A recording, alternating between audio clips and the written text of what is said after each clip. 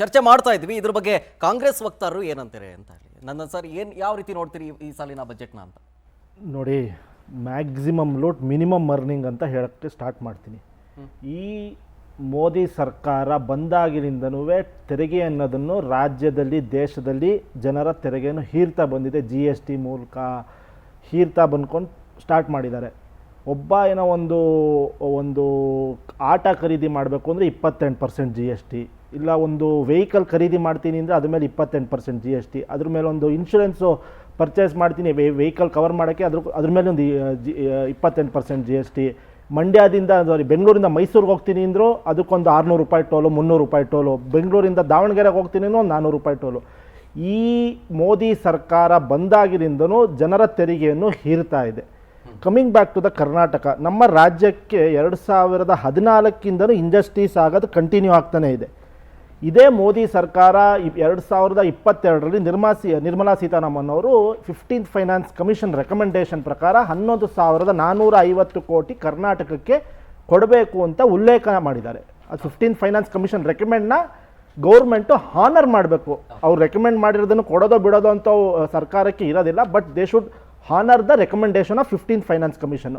ಅದು ಕೂಡ ಇಲ್ಲಿವರೆಗೆ ಬಂದಿಲ್ಲ.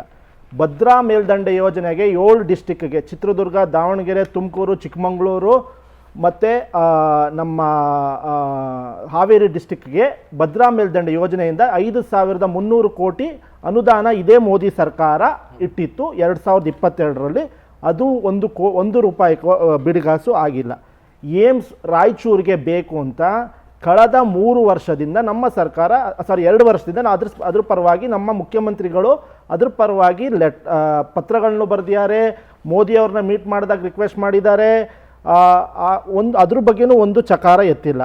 ನಾವು ಕೃಷ್ಣ ಬೈರೇಗೌಡರು, ನಿರ್ಮಲಾ ಸೀತಾರಾಮನ್ ಎಲ್ಲ ಸರ್ಕಾರದ ಮಂತ್ರಿಗಳನ್ನ ಮತ್ತು ಮುಖ್ಯಮಂತ್ರಿಗಳನ್ನ ಕರೆದು ಭೇಟಿ ಮಾಡಿದಾಗ ನಿಮ್ಮ ಸರ್ಕಾರ ಅಹವಾಲುಗಳು ಕೊಡಿ ಎಂದಾಗ ಒಂದು ಪಟ್ಟಿ ಕೊಟ್ಟಿದ್ರು ನಮ್ಮ ರಾಜ್ಯಕ್ಕೆ ಏನೇನು ಬೇಕು ಅಂತ. ಕಳಸಾ ಬಂಡೂರಿ ಹೋರಾಟ ನಿಮಗೆ ಗೊತ್ತಿರೋ ಪ್ರಕಾರ 10ರಿಂದ 12 ವರ್ಷದಿಂದ 15 ವರ್ಷದಿಂದ ನಡೀತಾ ಇದೆ. ಆ ಭಾಗದ MP ಪ್ರಹ್ಲಾದ್ ಜೋಶಿ ಅವರು ಕೇಂದ್ರದ ಪ್ರಭಾವಿ ಸಚಿವರು. ಆ ಯೋಜನೆ ಬಗ್ಗೆ ಚಕಾರ ಎತ್ತಿಲ್ಲ. ಬೆಂಗಳೂರಿಗೆ ಪೆರಿಫೆರಲ್ ರಿಂಗ್ ರೋಡ್ಗೆ 3,000 ಕೋಟಿ ಅನುದಾನ ಕೊಡ್ತೀವಿ ಅಂತ ಹೇಳಿದ್ರು.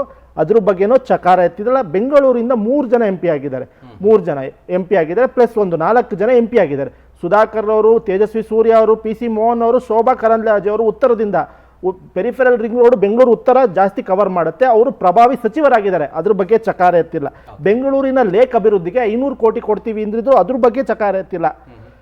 ಡೆವಿಲ್ಯೂಷನ್ ಫಂಡು 16th ಫೈನಾನ್ಸ್ ಕಮಿಷನ್ ಅವರು ಬೆಂಗಳೂರಿಗೆ ಬಂದಾಗ ನಮ್ಮ ಮುಖ್ಯಮಂತ್ರಿಗಳು ಮತ್ತು ರಾಜ್ಯದ ಎಲ್ಲ ಸಚಿವರೊಂದಿಗೆ ಮೀಟಿಂಗ್ ಮಾಡಿದಾಗ ಡೆವಿಲ್ಯೂಷನ್ ಫಂಡ್ನ 13%ಇಂದ ಒಂದು 14%ಗೆ ಇನ್ಕ್ರೀಸ್ ಮಾಡಿ ನಮ್ಮ ರಾಜ್ಯಕ್ಕೆ ಬರಬೇಕಾಗಿರೋ ಅನುದಾನ ಒಂದು 70ರಿಂದ 80 ಸಾವಿರ ಕೋಟಿ ಜಾಸ್ತಿ ಆಗುತ್ತೆ.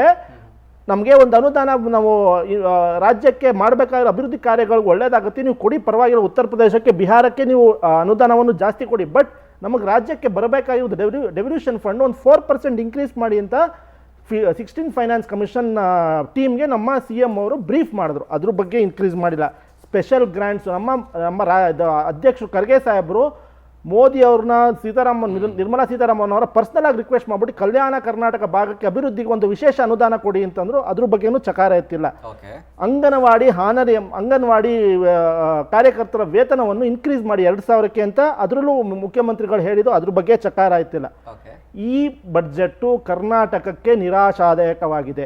ಕರ್ನಾಟಕದಿಂದ 5 ಜನ ಮಂತ್ರಿಗಳಿದ್ದಾರೆ. HD ಕುಮಾರಸ್ವಾಮಿ ಅವರು ಇದ್ದಾರೆ, ನಿರ್ಮಲಾ ಸೀತಾರಾಮನ್ ಅವರು ಇದ್ದಾರೆ, ಶೋಭಾ ಕರಂದ್ಲಾಜೆ ಅವರು ಇದ್ದಾರೆ, ಸೋಮಣ್ಣ ಅವರು ಇದ್ದಾರೆ, ಜೋಶಿ ಇದ್ದಾರೆ. ಅವರ ಭಾಗಕ್ಕೆ HD ಕುಮಾರಸ್ವಾಮಿ ಅವರು ಮಂಡ್ಯ ಭಾಗಕ್ಕೆ ಒಂದು ದೊಡ್ಡದರ ಬಿಗ್ ಟಿಕೆಟ್ ಪ್ರಾಜೆಕ್ಟ್ ತಂದಿಯಾರ? ಇಲ್ಲ. ತುಮಕೂರಿಗೆ ಸೋಮಣ್ಣ ಅವರು ಅದರ ಬಿಗ್ ಟಿಕೆಟ್ ಪ್ರಾಜೆಕ್ಟ್ ತಂದಿಯಾರ? ಇಲ್ಲ. ಶೋಭಾ ಕರಂದ್ಲಾಜೆ ಅವರು ಬೆಂಗಳೂರಿಗೆ ಅದರ ಬಿಗ್ ಟಿಕೆಟ್ ಪ್ರಾಜೆಕ್ಟ್ ತಂದಿಯಾರ? ಇಲ್ಲ. ಜೋಶಿ ಅವರು ಅದರ ಬಿಗ್ ಟಿಕೆಟ್ 12 ವರ್ಷದಿಂದ ಕೇಂದ್ರದಲ್ಲಿ ಮಂತ್ರಿ ಆಗಿದ್ದಾರೆ, ಒಂದು ಬಿಗ್ ಟಿಕೆಟ್ ಪ್ರಾಜೆಕ್ಟ್ ತಂದಿಲ್ಲ. ನಿಮ್ಮ ಕಮೆಂಟ್ಸ್. First comment. ಇವತ್ತಿನ ಬಜೆಟು 8ನೇ ಬಾರಿ ನಮ್ಮ ರಾಜ್ಯದ ಮತ್ತು ನಮ್ಮ ರಾಜ್ಯಸಭಾ ಸಂಸದರು ಮತ್ತು ಹಣಕಾಸು ಸಚಿವರು ಮಂಡಿಸಿದ್ದಾರೆ. ಇವತ್ತು ಬಜೆಟ್ ಪ್ರಾರಂಭ ಮಾಡಿ ಅವರು ಸ್ಪೀಚ್ ಮಾಡ್ತಿರುವಾಗಲೇ ಅವ್ರು ಏನು ಘೋಷಣೆ ಮಾಡ್ತಿದ್ರು ಆವಾಗಲೇ ಇಂಡಸ್ಟ್ರಿ ಮತ್ತು ಸಾಮಾನ್ಯ ಜನರ ಎಲ್ಲರಿಗೂ ಒಂದು ಖುಷಿ ತರ್ತಿತ್ತು. ಅಂದರೆ ಏನೇನು ಘೋಷಣೆ ಮಾಡಿದ್ದಾರೆ ಆ ಘೋಷಣೆಗಳು ಎಲ್ಲರಿಗೂ ರೀಚ್ ಆಗೋದಂಗೆ, ಎಲ್ಲ ಸೆಕ್ಟರ್ಗೆ ಟಚ್ ಆದಂಗೆ ಅವ್ರು ಘೋಷಣೆ ಮಾಡಿದ್ರು. ಓಕೆ. ಅದು ನೀವು ತಗೊಳ್ಳಿ, ಕಿಸಾನ್, ನಾವು ಯಾವಾಗಲೂ ಅನ್ನದಾತರಿಗೆ ತುಂಬ ಅನ್ನದಾತರ ಕಿಸಾನ್ ಕ್ರೆಡಿಟ್ ಲಿಮಿಟ್ ರೈತರ 3ರಿಂದ 5, ಮತ್ತು ಅದರ ವ್ಯಾಪ್ತಿಯನ್ನು ಬೆಳೆಸಿದ್ದಾರೆ. ಹಾಗೆ 100 ಜಿಲ್ಲೆಯಲ್ಲಿ ಪ್ರಧಾನಮಂತ್ರಿ ಧನಧಾನ್ಯ ಅದ್ರ ಬಗ್ಗೆನೂ ಅವರು ಇದನ್ನ ಘೋಷಣೆ ಮಾಡಿದ್ದಾರೆ. ಓಕೆ. ಸೊ ಆಮೇಲೆ ನೋಡಿದಾಗ IASA ಅಭಿವೃದ್ಧಿಗೆ ಒಂದು ನಿಮಿಷ, ಹಣ ಮೀಸಲಿಡೋದು, ನಮ್ಮ ಇನ್ಕಮ್ ಟ್ಯಾಕ್ಸು ನಾವು ಲಾಸ್ಟ್ ಬಾರಿ ಚರ್ಚೆ ಮಾಡುವಾಗ ರಾಕೇಶ್ ಅವರು ತುಂಬ ಇದ್ರ ಬಗ್ಗೆ ಮಾತಾಡಿದ್ದಾರೆ. ಸೊ ಲಾಸ್ಟ್ ಬಜೆಟ್ ಮಂಡಿಸುವಾಗ ಎಲೆಕ್ಷನ್ಸ್ ಇತ್ತು. ಸೊ ಅವರು ವೋಟ್ ಆನ್ ಅಕೌಂಟ್ ಬಜೆಟ್ ಮಂಡಿಸಿದ್ರೆ ಇದು ಪೂರ್ಣವಾದ ಬಜೆಟ್ ಈ ಸತಿ ಮಂಡಿಸಿದ್ದಾರೆ. ಲಾಸ್ಟ್ ಕ್ವಾರ್ಟರ್ ಓನ್ಲಿ 3 ಕ್ವಾರ್ಟರ್ 9 ತಿಂಗಳು ಬಜೆಟ್ ಮಂಡಿಸಿದ್ರು. ಅವಕಾಶ ಮತ್ತು ಈ ಸತಿ ಅವಕಾಶ ಸಿಕ್ಕಿದೆ. ಸೊ ಏನು ಆ ಒಂದು ಗ್ಯಾಪ್ ಅಂತ ಅನಿಸ್ತಿತ್ತು ಕೆಲವರಿಗೆ, ಆ ಗ್ಯಾಪ್ನು ಕವರ್ ಮಾಡಿದ್ದಾರೆ. ಸೊ ನನ್ನ ಪ್ರಕಾರ ಇಟ್ ಈಸ್ ಸರ್ವವ್ಯಾಪಿ ಸರ್ವಸ್ಪರ್ಶಿ ಬಜೆಟ್. ಅಂದರೆ 10 out of 10. ಯಾಕೆ ಕೊಡಬಾರದು? ಏನು ಈ ಬಜೆಟಲ್ಲಿ ಏನು ಕಮ್ಮಿ ಇದೆ ಅಂತ ಹೇಳ್ಬೋದು ನಾನೀಗ ಒಂದು ನಿಮಿಷ ಮುಗಿಸ್ಬಿಡ್ತೀನಿ ನಾನು. ಆಮೇಲೆ ನಮ್ಮ ಸ್ನೇಹಿತರು ಹೇಳ್ತಿದ್ರು MSME, ಅದ್ರ ವ್ಯಾಪ್ತಿನೇ ಡೆಫಿನೇಷನೇ ಚೇಂಜ್ ಮಾಡಿಬಿಟ್ರು. ಯಾಕೆ ಗೊತ್ತಾ, MSME ಇಂಡಸ್ಟ್ರಿ ತುಂಬ ಕೇಳಿದ್ರು, ನಮ್ದು 10 ಕೋಟಿ ಟರ್ನೋವರ್ ನಾವು ಮುಗಿಸ್ಬಿಡ್ತೀವಿ. They are all bought in MSME. So ಏನಾಗ್ತಿತ್ತು ನಾರ್ಮಲಿ ಇವಾಗ 45 days ಅಬ್ಲಿಗೇಷನ್ ಇದೆ ಪೇಮೆಂಟ್ ನಿಂತೋಗ್ತಿತ್ತು. ಬಟ್ MSME ಕಾಯ್ದೆ ಪ್ರಕಾರ ಅವ್ರು 45 days ಪೇಮೆಂಟ್ ಮಾಡಲೇಬೇಕು. ಏನಾಗುತ್ತೆ, ರೊಟೇಷನ್ ಆಗುತ್ತೆ, ಬಿಸ್ನೆಸ್ ಜಾಸ್ತಿ ಆಗುತ್ತೆ, ಬ್ಯಾಡ್ ಡೆಬ್ಟ್ಸ್ ಇರಲ್ಲ. ಸೊ ಹಾಗೆ ಮತ್ತೆ ಅಪ್ ಟು 100 crores 500 crores ಅಂತ ಬೇರೆ ಬೇರೆ ಡೆಫಿನೇಷನ್ ಕೊಟ್ಟಿದ್ದಾರೆ. ಅದಕ್ಕೆ ಇಂಡಸ್ಟ್ರಿನೂ ಹ್ಯಾಪಿ ಆಗಿದೆ. ನಾನು ನೋಡಿದೆ. ನಿಮ್ಮ ಒಂದು ಸ್ವಲ್ಪ ಶಮೀಲಾ ಸರ್, ಏನನ್ನಿಸ್ತು ಟುಡೇಸ್ ಬಜೆಟ್? ನೀವು ಪೊಲಿಟಿಕಲಿ ಸ್ಟೇಟ್ಮೆಂಟ್ ಬಿಟ್ಟು ಮಾತಾಡೋದಾದರೆ as a common person budget ಅಂತ ಎಲ್ಲರೂ ಒಂಥರ ಕಾಮನ್ ಪರ್ಸನ್ ಖುಷಿಯಾಗಿದ್ದಾನೆ ಅನ್ನುವ ಭಾವನೆ ಎಲ್ಲರಲ್ಲೂ ಇದೆ. ಆ್ಯಂಡ್ ಅಷ್ಟು ದೊಡ್ಡ ಎಲ್ಲೂ ಟಚಪ್ಸ್ಗಳು ಆಗಿಲ್ಲ, ಬೇರೆ ಸಿಚುವೇಶನ್ಗಳನ್ನು ಹ್ಯಾಂಡಲ್ಡ್ ವೆರಿ ವೈಸ್ಲಿ ಅಂತ ಅನಿಸ್ತು ಲಾಸ್ಟ್ ಮೂಮೆಂಟಲ್ಲಿ. What you felt in this budget? ಒಂದು, ನಿರ್ಮಲಾ ಸೀತಾರಾಮನ್ ಅವರು ಇಲ್ಲಿವರೆಗೆ ಮಂಡಿಸಿರುವ ಬಜೆಟ್ಗಳಲ್ಲೆಲ್ಲ ಇದು ತುಂಬಾ ಡಿಫರೆಂಟ್ ಆಗಿರುವಂತಹ ಬಜೆಟ್ ಒಂದು. ಎರಡನೇದು, ಇಲ್ಲಿ ಮೇಲ್ನೋಟಕ್ಕೆ ಪಾಪುಲಿಸ್ಟಿಕ್ ಇತ್ತು ಅಂದ್ರೂ ಕೂಡ ಅದರ ಹಿಂದಿನ ಉದ್ದೇಶ ಒಂದು ಸ್ಥಿರ ಆರ್ಥಿಕ ಪ್ರಗತಿ. ಅದು ಸಾಧ್ಯ ಆಗ್ತಿರ್ಲಿಲ್ಲ. ಯಾಕೆ ಸಾಧ್ಯ ಆಗ್ತಿರ್ಲಿಲ್ಲ ಅಂತಂದ್ರೆ ಇಂಡಿಯನ್ ಮಾರ್ಕೆಟ್ ಕನ್ಸಂಪ್ಷನ್ನೇ ಕಡಿಮೆ. ನೀವು ಎಕನಾಮಿಕ್ ಸರ್ವೆನ ತೆಗೆದು ನೋಡಿದ್ರೆ ಇಂಡಿಯಾ ಮಾರ್ಕೆಟ್ ಕನ್ಸಂಪ್ಷನ್ನೇ ಕಡಿಮೆ ಆಗ್ತಿರೋದು ನಮಗೆ ಗೊತ್ತಾಗುತ್ತೆ. ಕಡಿಮೆ ಆಗ್ತಿರೋದಕ್ಕೆ ಮುಖ್ಯವಾದ ಕಾರಣ ಏನು ಅಂತಂದ್ರೆ ಜನರ ಜೇಬಲ್ಲಿ ಹಣ ಇಲ್ದದೆ. ಒಬ್ಬ ಕಾಮನ್ ಮ್ಯಾನು, ಒಬ್ಬ ಬಿಲೋ ಪಾವರ್ಟಿ ಲೈನ್ ಅಲ್ಲಿ ಇರೋದ್ರಿಂದ ಹಿಡಿದು ಮಿಡ್ಲ್ ಕ್ಲಾಸು ಈ ಒಂದು ಚಕ್ರ ತಿರುಗುತ್ತಲ್ವಾ, ಆರ್ಥಿಕ ಚಕ್ರ ತಿರುಗುತ್ತಲ್ವಾ, ಈ ಆರ್ಥಿಕ ಚಕ್ರ ತಿರುಗೋದಕ್ಕೆ ಮಿಡ್ಲ್ ಕ್ಲಾಸು ಮತ್ತು lower middle class upper middle class ಕೊಡುಗೆ ದೊಡ್ಡದು. ಅವ್ರ ಜೇಬಲ್ ದುಡ್ಡಿಲ್ಲ ಅಂತಂದ್ರೆ ಇಡೀ ಸಿಸ್ಟಮ್ ಸ್ಟಾಗ್ನೆಂಟ್ ಆಗುತ್ತೆ. ನೀವು ಒಂದು ಖರೀದಿ ಇರ್ಬೋದು, ಒಂದು ಪ್ರೊಡಕ್ಷನ್ ಇರ್ಬೋದು, ಒಂದು ಎಂಪ್ಲಾಯಿಗಳ ಸ್ಯಾಲರಿ ಇರ್ಬೋದು, ಎಲ್ಲ ಚೈನ್. ಹೀಗಾಗಿ ಇಲ್ಲಿ ಸಿಸ್ಟಮ್ ಅಲ್ಲಿ ದುಡ್ಡು ಹಾಕ್ಬೇಕು, ಸಿಸ್ಟಮ್ ಅಲ್ಲಿ ದುಡ್ಡು ಇರಬೇಕು, ಸಿಸ್ಟಮ್ ಅಲ್ಲಿ ದುಡ್ಡು ಉಳಿಬೇಕು ಅಂತಂದ್ರೆ ಅದಕ್ಕೆ ನೀವು ಕೊಡ್ಬೇಕಾಗಿದ್ದು ರಿಯಾಯಿತಿ. ಈಗ ಟ್ಯಾಕ್ಸ್ ಅವರೇ ಕೊಟ್ಟಿರೋ ಲೆಕ್ಕದ ಪ್ರಕಾರ 12 ಲಕ್ಷಕ್ಕೆ 80,000 ಮಿಕ್ಕುತ್ತೆ, 16 ಲಕ್ಷಕ್ಕೆ ಅದೆಷ್ಟು 50,000 ಮಿಕ್ಕುತ್ತೆ, 18 ಲಕ್ಷಕ್ಕೆ 70,000 ಮಿಕ್ಕುತ್ತೆ, 20 ಲಕ್ಷಕ್ಕೆ 90, 25ಕ್ಕೆ 1,10,000 ಮಿಕ್ಕುತ್ತೆ ಅಂತ ಈ ತರ ಲೆಕ್ಕಾಚಾರ ಹೇಳ್ಕೊಂಡಿದ್ದಾರೆ. ಈ ಮಿಕ್ಕಿದ ಹಣ ಎಲ್ಲಿ ಹೋಗುತ್ತೆ? ಶೇರಲ್ಲಿ ಹೋಗುತ್ತಾ, ಮ್ಯೂಚುವಲ್ ಫಂಡ್ ಅಲ್ಲಿ ಹೋಗುತ್ತಾ, ಇಲ್ಲ ಇನ್ನೇನಾದ್ರು ಖರೀದಿಗೆ ಹೋಗುತ್ತಾ, ಇನ್ನೆಲ್ಲದಕ್ಕೆ ಹೋಗುತ್ತಾ, ಒಂದು ಅಂಗಡಿಗೆ ಹೋಗುತ್ತಾ, ಅಂಗಡಿಯಿಂದ ಬಟ್ಟೆಗೆ ಹೋಗುತ್ತಾ, ಬಟ್ಟೆಯಿಂದ ಫ್ಯಾಕ್ಟ್ರಿಗೆ ಹೋಗುತ್ತಾ, ಫ್ಯಾಕ್ಟ್ರಿಯಿಂದ ಎಂಪ್ಲಾಯಿಗಳಿಗೆ ಹೋಗುತ್ತಾ, ಎಂಪ್ಲಾಯಿಗಳಿಂದ ಅವ್ರ ಮಕ್ಳಿಗೆ ಹೋಗುತ್ತಾ, ಹಿಂಗೆ ಸಿಸ್ಟಮ್ ಚೈನ್ ಲಿಂಕ್. ಹೀಗಾಗಿ ಇಂಥದ್ದೊಂದು ಇನ್ಸೆಂಟಿವ್ಸ್ ಅನ್ನು ಕೊಡೋದ್ರ ಮೂಲಕ ಆರ್ಥಿಕ ಚಕ್ರಕ್ಕೆ ಚಾಲನೆ ಕೊಡೋದಕ್ಕೆ ಮತ್ತು ಸ್ಥಿರವಾದ ಆರ್ಥಿಕ ಪ್ರಗತಿಗೆ ಪ್ರಯತ್ನವನ್ನ ಪಟ್ಟಿರೋದು ನಮಗೆ ಇಂಪಾರ್ಟೆಂಟ್ ಆಗಿ ಇದರ ಹಿಂದಿನ ದೊಡ್ಡ ಉದ್ದೇಶ ಕಾಣುತ್ತೆ. ಇನ್ನು ಎರಡನೇ ಇಂಪಾರ್ಟೆಂಟ್ ಅಂತಂದ್ರೆ MSMEಗೆ ದೊಡ್ಡ ಪ್ರಮಾಣದಲ್ಲಿ ಸಾಲವನ್ನು ಕೊಡ್ತೀವಿ, ಇಂಪ್ಲಿಮೆಂಟ್ ಆಗ್ಬೇಕು. ಸಾಲವನ್ನು ಕೊಡ್ತೀವಿ, ಎಲ್ಲವೂ ತುಂಬಾ ಚೆನ್ನಾಗಿದೆ. 5 ಕೋಟಿಯಿಂದ 10 ಕೋಟಿ ತನಕ ಕೊಡ್ತೀವಿ. ಸ್ಟಾರ್ಟ್ಅಪ್ಸ್ ಗಳಿಗೆ 10,000 ಕೋಟಿ ರೂಪಾಯಿ ಫಂಡ್ ಇಟ್ಟಿರೋದು ಇದು ಬಿಗ್ಗೆಸ್ಟ್ ರಿಫಾರ್ಮ್ಸ್ ಅಲ್ಲಿ ಬಿಗ್ಗೆಸ್ಟ್. ಇದು ನಿರುದ್ಯೋಗ.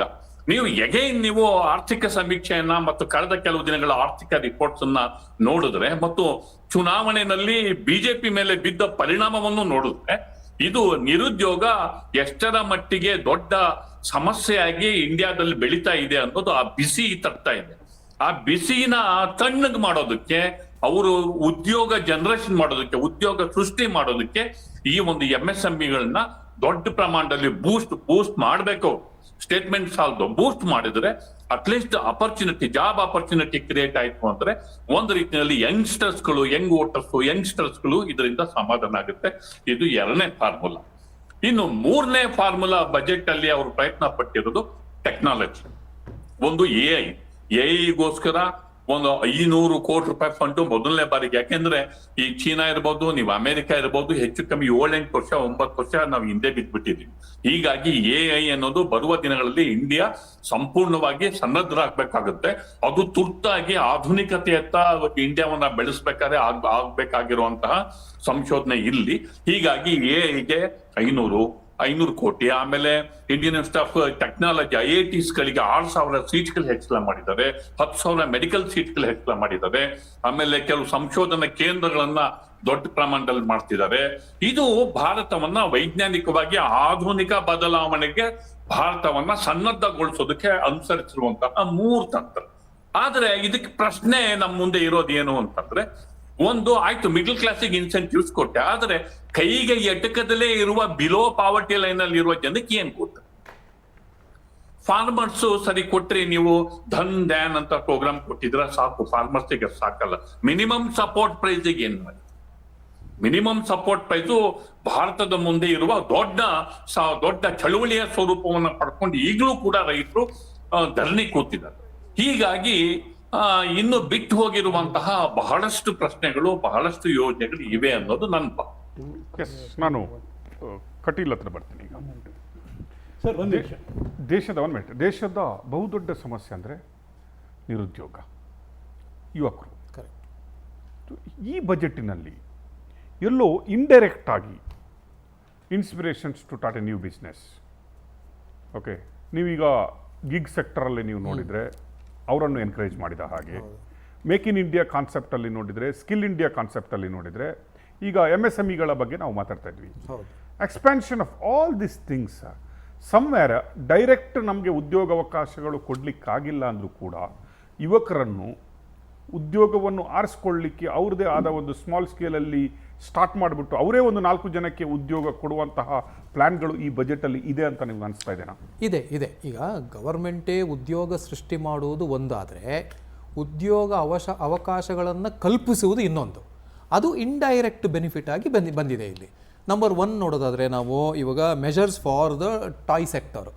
ಸೊ ಟಾಯ್ ಸೆಕ್ಟರಿಗೆ ಫೆಸಿಲಿಟೇಟ್ ಮಾಡ್ತೀನಿ ಅಂತ ಹೇಳ್ತಾರೆ. ಸೆಕೆಂಡ್ 1 ನಿಮಗೆ ಸ್ಟೇ ಹೋಮ್ಗೆ ಮುದ್ರಾ ಲೋನ್ಸ್ ಕೊಡ್ತೀನಿ. ಸ್ಟೇ ಹೋಮ್ಗೆ ಮುದ್ರಾ ಲೋನ್ಸ್ ಕೊಡ್ತಾರೆ. ಈ ಸ್ಟೇ ವೆಕೇಷನ್ ಹೋಮ್ಸ್ ಎಲ್ಲಿ ಇರ್ತದೆ? ಹಳ್ಳಿಗಳಲ್ಲಿ ಇರ್ತದೆ. ಹಳ್ಳಿಗಳಲ್ಲೇ ಇದ್ದುಕೊಂಡು ಹಳ್ಳಿಗಳಲ್ಲೇ ನೀವು ಸ್ಟೇ ಹೋಮ್ಸ್ ಮಾಡಿದ್ರೆ, ಟೂರಿಸಮ್ ಇಂಡೈರೆಕ್ಟಾಗಿ ಡೆವಲಪ್ ಮಾಡಿದ್ರೆ ನಾವು ಮುದ್ರಾ ಲೋನ್ಸನ್ನು ಅದಕ್ಕೆ ಎಕ್ಸ್ಟೆಂಡ್ ಮಾಡ್ತೀವಿ ಅಂತ. ಅಂದರೆ may be semi urbanisation of rural area, generating self employment, providing loan facilities, ಇದೆಲ್ಲ ಕ್ರಿಯೇಟ್ ಮಾಡುವಾಗ ಗವರ್ಮೆಂಟ್ ಫೆಸಿಲಿಟೇಟ್ ಮಾಡ್ತಾ ಇದೆ. ಯುವಕರಿಗೆ ನೀವು ನಿಮ್ಮದೇ ಸ್ವಂತ ಉದ್ಯೋಗ ಮಾಡಿ, ನಿಮ್ಮದೇ ಸ್ವಂತ ಉದ್ಯೋಗ ಮಾಡುವುದಕ್ಕೆ ನಾವು ಫೆಸಿಲಿಟೇಟ್ ಮಾಡ್ತೀವಿ ಅಂಥದ್ದನ್ನು 50 ಫೆಸಿಲಿಟೇಟ್ ಸೆಂಟರ್ ರೆಡಿ ಮಾಡಿಸ್ತಾ ಇದ್ದಾರೆ. ಆನಂತರ ಗ್ಲೋಬಲ್ ಫೆಸಿಲಿಟೇಷನ್ ಸೆಂಟರ್ ಡೆವಲಪ್ ಮಾಡ್ತಾ ಇದ್ದಾರೆ. ಎಕ್ಸ್ಪೋರ್ಟ್ ಹೌಸ್ಗೆ ಸ್ಕಿಲ್ ಡೆವಲಪ್ಮೆಂಟಲ್ಲೂ ಅದಕ್ಕೆ ಕಾನ್ಸಂಟ್ರೇಷನ್ ಕೊಟ್ಟಿದ್ದಾರೆ. ಆನಂತರ ಎಕ್ಸ್ಪೋರ್ಟ್ಸಲ್ಲೂ ಕೊಟ್ಟಿದ್ದಾರೆ. ಎಕ್ಸ್ಪೋರ್ಟ್ಸಲ್ಲಿ ನೀವು ಎಕ್ಸ್ಪೋರ್ಟ್ ಮಾಡಬೇಕು ಅಂತಾದರೆ you don't have to come to Bangalore. ನಿಮ್ಮ ಹಳ್ಳಿಗಳಲ್ಲೂ ಹುಡುಕಿ ನಾವು ಗ್ಲೋಬಲ್ ಫೆಸಿಲಿಟೇಟ್ ಸೆಂಟರ್ ಮಾಡ್ತೀವಿ. ಅಲ್ಲಿಂದ ಎಕ್ಸ್ಪೋರ್ಟು ಇನ್ಸೆಂಟಿವ್ ಓರಿಯೆಂಟೆಡ್ ಮಾಡ್ತೀವಿ. ಅಂದರೆ ಹಳ್ಳಿಗಳಲ್ಲೇ ಎಂಪ್ಲಾಯ್ಮೆಂಟ್ ಜನರೇಟ್ ಮಾಡುವಂಥ ಕೆಲಸಗಳು ನಡೀತಾ ಇದೆ. Third 1 startups. ಸ್ಟಾರ್ಟಪ್ ಅನ್ನುವ ಕಾನ್ಸೆಪ್ಟ್ ಸ್ಟಾರ್ಟ್ ಆಗಿದ್ದರಿಂದ ಪ್ರತಿ ವರ್ಷ ಸ್ಟಾರ್ಟಪ್ಗೆ ಎಕ್ಸ್ಟೆನ್ಷನ್ ಬರ್ತಾ ಇದೆ, ಎಕ್ಸೆಂಪ್ಷನು. ಸ್ಟಾರ್ಟಪ್ಸ್ಗಳಿಗೆ ಫಸ್ಟ್ 1-2 ವರ್ಷದಲ್ಲಿ ತುಂಬ ಎಂಪ್ಲಾಯ್ಮೆಂಟ್ಸ್ಗಳಿರ್ತದೆ, ಅವ್ರಿಗೆ ಇನ್ವೆಸ್ಟ್ಮೆಂಟ್ಸ್ಗಳಿರ್ತದೆ, ಲೋನ್ಗಳಿರ್ತದೆ, ಬಡ್ಡಿ ಸಾಲ ಕೊಡಬೇಕು, ಸಂಬಳ ಕೊಡಬೇಕು, ಪ್ರಾಫಿಟ್ ಮಾಡ್ಲಿಕ್ಕೆ ಆಗೋದಿಲ್ಲ. ಆದರೆ ನೀವು ಪ್ರಾಫಿಟ್ ಮಾಡಿದ್ರೂ ನೀವು ಟ್ಯಾಕ್ಸ್ ಕಟ್ಟಬೇಡಿ, ಅಂದರೆ ಎಂಪ್ಲಾಯೀಸ್ಗಳಿಗೆ ಕೊಡಿ, ಎಂಪ್ಲಾಯ್ಮೆಂಟನ್ನು ಕಡಿಮೆ ಮಾಡ್ಕೋಬೇಡಿ ಅನ್ನುವಂಥ ದೃಷ್ಟಿಯಿಂದ ಅದಕ್ಕೆ ಎಲ್ಲ ಸ್ಟಾರ್ಟಪ್ಸ್ಗಳು ಪಾಸಿಟಿವ್ ಇಂಪ್ಯಾಕ್ಟಲ್ಲಿ ಬರೋದಿಲ್ಲ. ಕೆಲವೊಂದು ಸ್ಟಾರ್ಟಪ್ಸ್ಗಳು ಬಿದ್ದು ಹೋಗ್ತವೆ, ಕೆಲವೊಂದು ಸ್ಟಾರ್ಟಪ್ಸ್ಗಳಿಗೆ ಫಂಡ್ ಆಗ್ತದೆ, ಕೆಲವೊಂದು ಸ್ಟಾರ್ಟಪ್ಸ್ ಬೇರೆ ಕಂಟ್ರೋಲ್ಗೆ ಹೋಗ್ತದೆ. ಆದ್ರೂ ಎಂಪ್ಲಾಯ್ಮೆಂಟ್ ಜನರೇಟ್ ಆಗ್ತಾ ಇದೆ.